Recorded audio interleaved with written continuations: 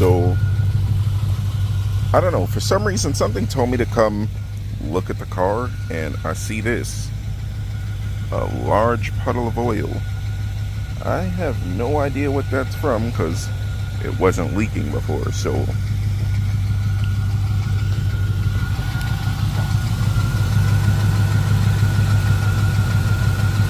yeah, something is literally just pissing out oil. So yeah, that's very annoying and also very bad. So it's the brake line or something, which is very weird. But like you guys could see it dripping there.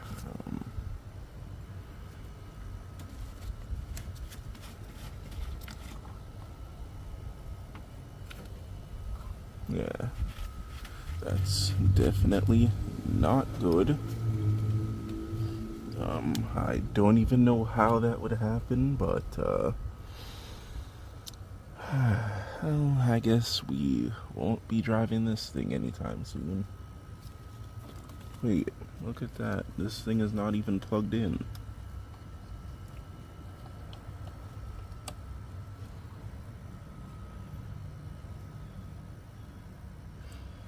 Well then, that's annoying. Okay, so this line right here was just looped, so I'm going to have to take this other one off and then just cap them both. Yeah, that's the problem when you buy a car that was done cheaply. You have like a whole bunch of little cheap things to fix, like these fuel lines are just put on like that and different things like that. But yeah, it's funny because I was actually gonna make a video about like buyer's remorse and stuff like that again, just to update you guys, because situations like this, like it doesn't really matter if somebody's like a master tech at something or anything like that. Usually if they're doing what they do for a living, like that ends up, for the most part, especially if you're like in a dealership setting and whatnot, that usually takes away from the passion of what you were doing. So the quality of work ends up not being that great, as we see and as I've seen many times. But like if you're a person like John, who's like an actual enthusiast and whatnot, and John from Axion, you'll see like his work and his projects and things like that are completely different than things like this, which is as we see, a whole bunch of Mickey Mouse bullshit. And yeah, so a couple more little things to fix, and unfortunately that's like clutch fluid, that's gonna like strip a whole bunch of paint, but I really don't care about that because the car is blue. But yeah, I'll buy something else to properly cap this thing. I'm not sure how I'm gonna be able to take that off, but yeah. Or I can just buy a cap for the other one and then put like a bolt in there or something. I don't know, but yeah, that's not too hard of a fix. Same way I found a loose wire for the fan. But yeah, guess we just have to keep going over these little things and see what's like needing to be buttoned up. But yeah, that's the end of this part. I was gonna make this video yesterday, but it was raining. Came outside to do the video today. It's drizzling right now. You can probably see my glasses getting drizzled on. But yeah, so I've been driving the CL63. Here's a quick update. The wheels look so tiny on this thing, and it's 20s. Like, that's so crazy. But yeah, I need to get new front tires. Probably this weekend if I can, maybe Sunday. Or Friday evening, I have no idea. Then for the e36, I'm trying to figure out what I'm going to do with that. So We are at the point where the piston rings are more than likely fried, so we have to get a new engine or rebuild it. We're most likely going to get a new engine, and yeah, so I just have to decide what engine to grab, whether that be an aluminum 5.3, which goes for around $1,000, or an aluminum 6.0, which goes for around 16-ish, 16 to 2,000, or a 5.7, which is a vet engine, LS1.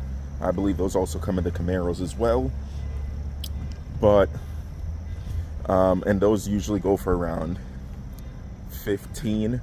So it just depends. I'm actually going to look up the dyno and the weight of a aluminum 5.3 and a 5.7, and if the 5.7 makes a decent amount more than the 5.3 and they weigh the same or similar, then I may just go with the 5.7. That way I don't have to worry about doing the cam and stuff in the 5.3.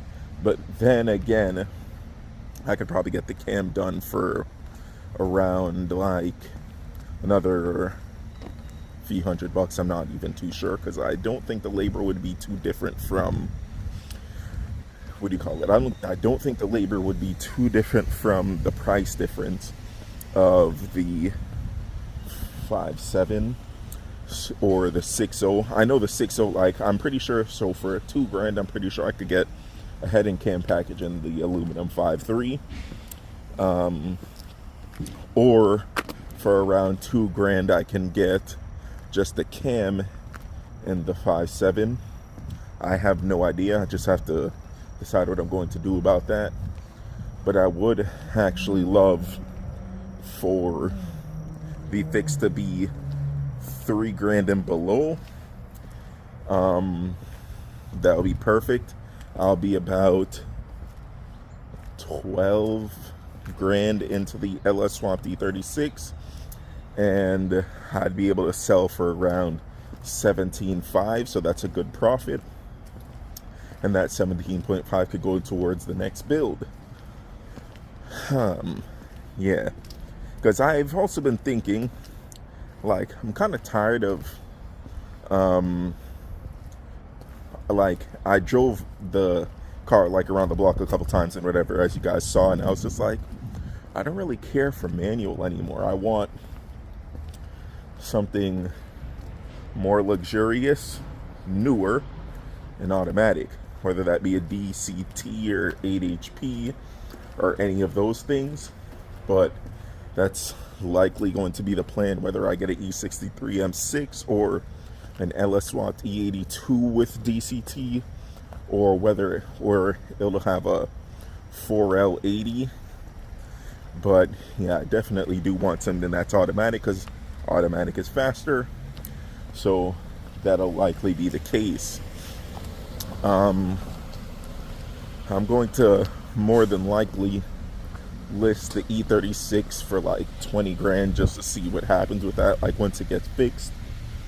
But I'm thinking, like, I'll grab another set of wheels, possibly do the over fenders as opposed to the fender flares, light paint, everything like that, and I'll likely be around 14 grand into it as opposed to 12, and then I'll be able to list it for 20, 21, or trade it for like a DCT LS Swat E82, which will also be pretty good.